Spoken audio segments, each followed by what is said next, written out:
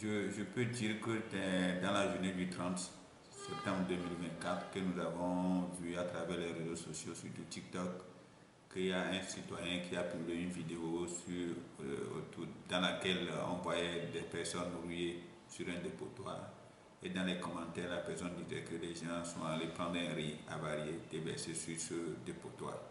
Et donc, dans la foulée, nous on a fait un appel à témoins. Et cet appel à témoins nous a permis de nous rendre compte que c'est une société de brasserie de la place qui a posé l'acte.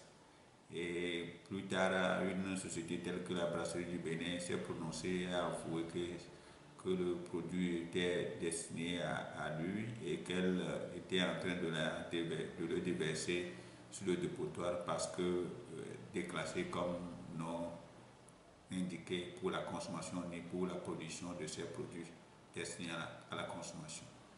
Et donc quand ça a été fait, nous on s'est dit qu'il fallait que les autorités puissent se prononcer. Et dans le communiqué conjoint du ministre en charge du commerce, de la sécurité et de la santé, on a semblé ne pas bien comprendre le fond de leur communiqué. C'est-à-dire qu'ils n'ont pas pu dire la sûreté. Mais heureusement que la brasserie elle-même s'est déclaré que le produit provient d'elle.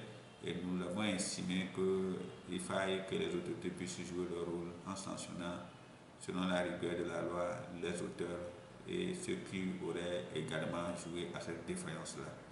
Parce qu'on ne peut pas, à l'heure actuelle où nous sommes, dire qu'une société qui a plus de 50 ans d'existence pourrait ignorer que dans le pareil cas, il faut suivre des procédures pour incinérer ce produit. Et donc, après ça, nous aussi, nous avons écrit au ministre en charge pour lui demander des sanctions. Parce que quand on ne sanctionne pas, il y a d'autres opérateurs qui vont emboîter le pas, déverser les produits avariés nuitamment et que les consommateurs citoyens iront prendre des nuits et les consommer à la méconnaissance ou bien à l'ignorance des conséquences néfastes qui pourraient en découler. Et donc, nous appelons les consommateurs. C'est vrai que nous n'avons pas les moyens, que nous sommes dans une période de vie chère qui est très galopante, mais nous n'allons pas consommer tout ce que nous trouvons sur notre passage. Quand on va vouloir consommer tout ce que nous trouvons sur notre passage, ça veut dire que nous acceptons courir vers la mort, vers les problèmes de santé, et ce n'est pas bien. Et donc, prenons soin de notre pauvreté et efforçons-nous de quitter cette pauvreté, même si on sait que les conditions que l'injustice sociale mondiale est fait de telle sorte que personne, seuls les riches s'en sortent et que les pauvres demeurent. Mais nous n'allons pas toujours croire à ça. Mais travaillons, quand la nature voudra, nous en sortirons. Et donc c'est pour dire que ceux qui ont le riz dans leur maison, arabe dans leur maison, de ne pas le consommer et de ne pas aussi le vendre parce que ce n'est pas bien pour la santé humaine ni animale. En tant que consommateur, vous avez pu aller dans ces quartiers sensibiliser les gens de ne pas manger ces riz avariés? Nous n'avons pas fait de sensibilisation, mais à travers vos micros, à travers vos caméras, nous continuons toujours à sensibiliser les gens et les gens nous écoutent. Et si quelqu'un nous écoute ne veut pas, on ne va pas forcer la main de personne non plus. Mais nous l'avons toujours dit, des radios communautaires, les radios de la place, on parle tous les jours depuis que l'affaire a commencé, depuis septembre jusqu'à aujourd'hui. Et nous pensons que c'est déjà une communication que nous faisons tout autour. Donc, nous n'avons pas les moyens pour organiser des sensibilisations en bonne uniforme à l'Egbasito ou bien dans le quartier spécifique, mais nous estimons que ce que nous faisons est déjà suffisant pour que les gens puissent nous écouter, parce que les réseaux sociaux, tous les jours, des gens sont sur TikTok, des gens sont sur Facebook, et donc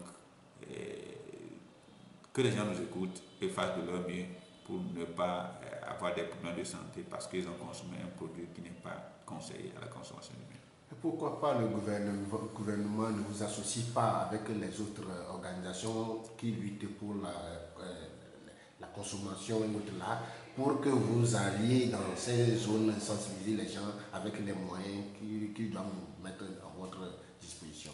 Vous savez, quand nous continuons toujours par demander, les gens vont penser que c'est parce que nous en voulons que nous demandons, c'est parce que c'est nécessaire.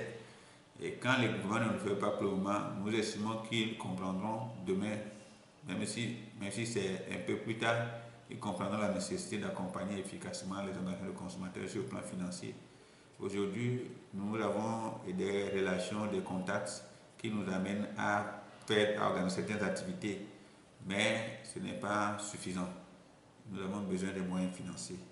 Le siège, par exemple, nous payons de charge mensuellement. La connexion Internet, l'électricité, les volontaires, il faudrait les déplacer.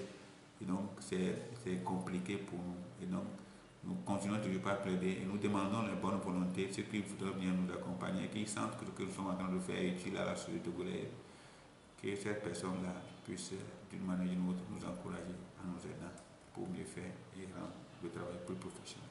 Ça ne s'arrête pas seulement sur le riz avarié. Il y a les boissons qui circulent partout à Lomé. Il y en a d'autres qui fabriquent les boissons alcoolisées dans les quartiers. Vous-même, vous connaissez ces zones.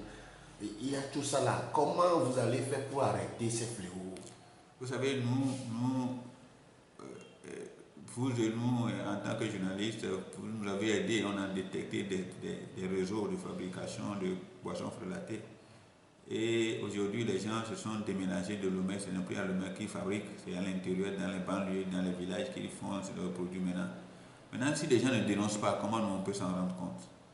Nous, on appelle les gens témoins, que les gens puissent dénoncer ces réseaux-là, ceux qui fabriquent des produits frelatés, ceux qui changent les dates, ceux qui font de relooking des riz, des sacs de riz, parce que le sac est versus et le riz est expiré, la date inscrite est expirée, et donc ils changent le sac pour rendre le riz encore plus attrayant, ainsi de suite. Si des gens ont telle information, qu'ils puissent nous en informer.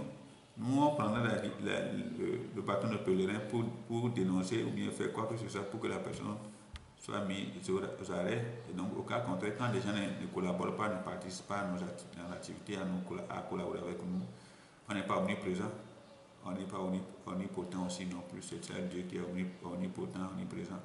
Et donc, nous leur demandons de nous aider à continuer à mieux faire et à faire davantage. C'est le plus essentiel. Merci beaucoup, M. Emmanuel Sogaï. Merci à vous.